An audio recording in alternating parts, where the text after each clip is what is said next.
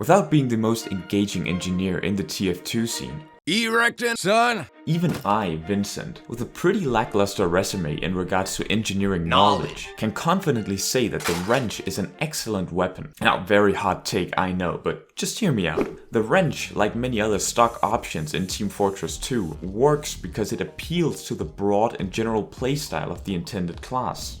Now, this is not to say that the wrench is the better option in any scenario and that you should always go for the safe and basic choice. But pound for pound, it's worth its weight in gold. Is your intended playstyle something other than the everyday generic engineering? Let's for instance say ninjaneering. You might want to opt for something like the Eureka effect, which with its tweaks, buffs and nerfs, works better for the playstyle you're going for. Now, things start to get a bit funky when we get to the Gunslinger. Every TF2 player has something that they love about the game, something that has kept them playing all this time, whether that is trading, pop stomping, or the friends we met along the way. But just as you love an aspect of the game, there is most definitely also something which you hate about it. In more recent times, the answer to this question would be pretty obvious.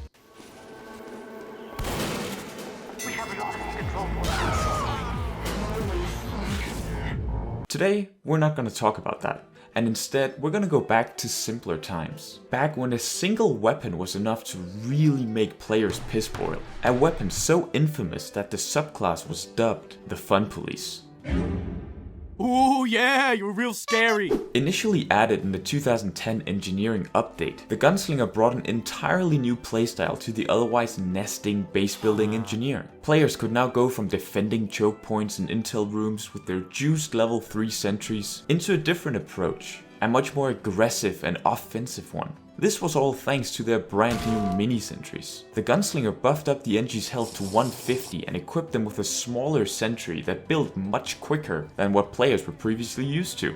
A weapon like the Gunslinger is unique, as it fundamentally changes the playstyle of the class, and therefore can't be compared to many other weapons in TF2. Think of something like the Huntsman, which essentially changes the sniper from a long-ranging hitman to an arrow-spamming RNG god, really turning the whole idea of how you would play the class upside down. But why was the Gunslinger such a hated weapon? Now, fighting against the Gunslinger was completely different from being against a wrenching engineer, and suddenly bumped the engineer up a few notches on the TF2 food chain. With the discounted price of, albeit smaller sentry now only costing 100 metal and a shorter building time, mini sentries could be spammed during fights much more efficiently. This drastically improved the engineer's survivability when fighting away from sentries or other teammates. When finding themselves in danger, gunslinging engineers gained the ability to divert the enemy's attention, allowing the engineer to either escape or quickly create a 2-on-1 scenario. Now, this 2-on-1 scenario is actually better than it might seem. In more cases than I would like to admit, when I find myself against a gunslinging engineer, the moment I see them place down a mini sentry, my instinctual smooth reptile brain switches focus directly on what is being constructed in front of me. This brief moment gives the engineer a chance to get a fat meat shot onto the opposing player, which with a little luck is enough to finish the enemy off before they really get their footing in the fight.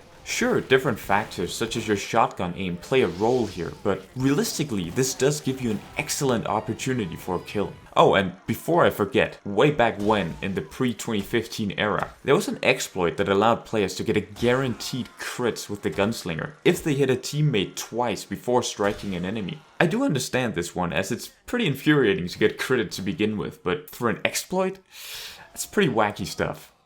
Alright, this should give you a base idea on why players dislike the Gunslinger, and some still do to this day. But how does it really hold up in today's casual? I won't be going into the nitty-gritty details of balance changes the Gunslinger has seen throughout the years, because well, there's a bunch and we've covered the most important ones. But I will mention one final change in specific. A few months after Valve fixed the crit exploit, they did quite a rework on the weapon. Whereas the mini sentry would begin its building phase at 100% health, it now started at 50, allowing for smooth brain apes like myself to destroy it quicker when placed during a fight. Along with this change, the wrench boost build was added, meaning that if you hit the mini sentry while it's being built, it would deploy much quicker. Also, before I forget, minis could now be repaired.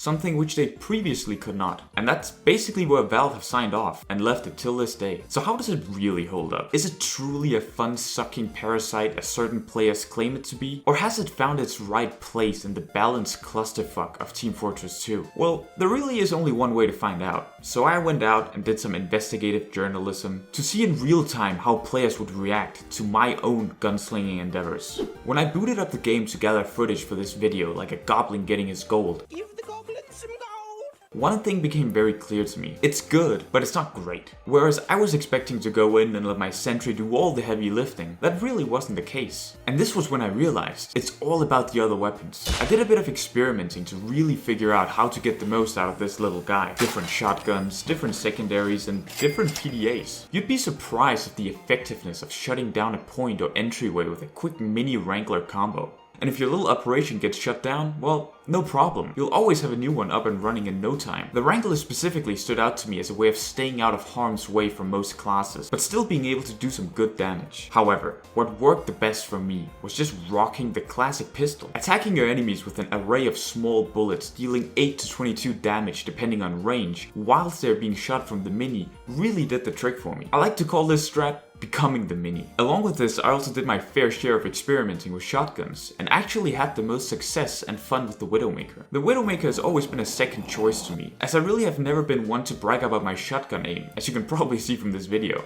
But the satisfaction of getting an instant medal reward for hitting my shots, instant dopamine. If you yourself want to give this loadout a swing, I suggest experimenting a bit to see what works best for you, because there's always the critting Frontier Justice tempting you if you want to go down that path. Remember that just because you're using the Gunslinger, it shouldn't offset you from your other engineering duties. Setting up a good teleporter that will help your team be quicker on the front line, and a well-placed dispenser is still something you should keep in mind. And yeah, that's basically it.